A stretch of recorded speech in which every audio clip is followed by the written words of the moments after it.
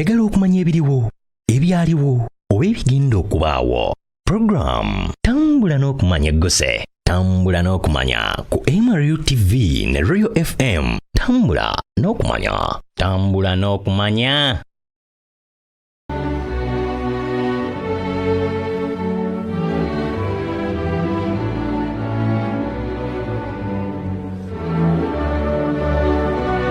Olunaku olwaleero tukuleetedde ebimu ku bikwata ku bantu abamanyiddwa nga ba Boers abasangibwa mu ggwanga lya South Africa.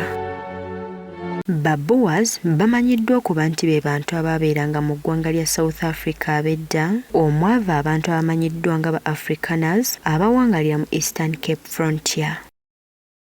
Kinajjukirwa nti Abadaachi baali baasenga mu Cape Town n'ekigendererwa eky'okwetaba mu by'obusuubuzi n'amawanga ga East Asia, era bano okusenga mu Cape Town kyava ku lutalo olwali lwatwala ebbanga lya myaka 30 mu Bulaaya olwaviirako amagye ga Bulaaya agawerako okusaasaana mu bitundu by'ensi eby'enjawulo, nga waliwo bannamagye ba German, Scandinavia kw'ossa n'aba Switzerland abaddukira mu Holland, n'ekigendererwa eky'okufunayo emirimu, nga waliwo n'eryato erimu eryasiraanira ku Table Bay oba giyite Cape Town, ekyawaliriza bannamagye bano okubeera mu kifo kino okumala ebbanga ery'emyezi egiwerako, wabula bano nga bali mu kitundu kino embeera y'obudde kw'ossa n'ebintu byonna ebyali mu kitundu kino byabasanyusa, era bwe badda mu mawanga gaabwe bategeeza abakulu ku byonna bye baali basiŋŋaanye mu Africa, ekintu ekyawaliriza Abadaachi nga bakulemberwamu Sir John Jan van Riebeeck okusenga mu Cape Town mu mwaka gwa 1652.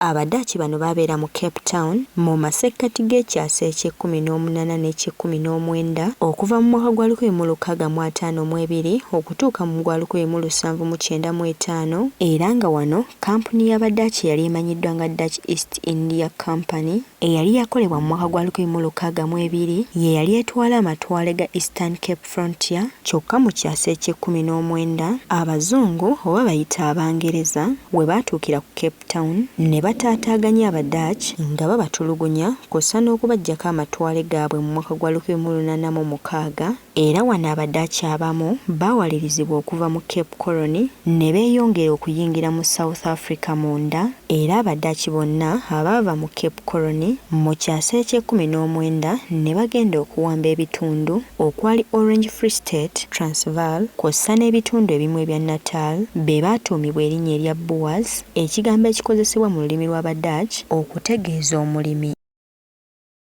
Kigambibwa nti ba Boers bano baava mu Cape Town n'ekigendererwa eky'okugenda mu bitundu by'ewala ddala okuva eri Abangereza abafuzi b'amatwale n'olw'amateeka amakakali Abangereza ge baali baleese mu Cape Colony, kw'ossa n'eky'Abangereza okuwera obuddu mu mwaka gwa 1833, kyokka nga Abadaachi bettaniranga nnyo mu kutunda kw'ossa n'okugula abaddu.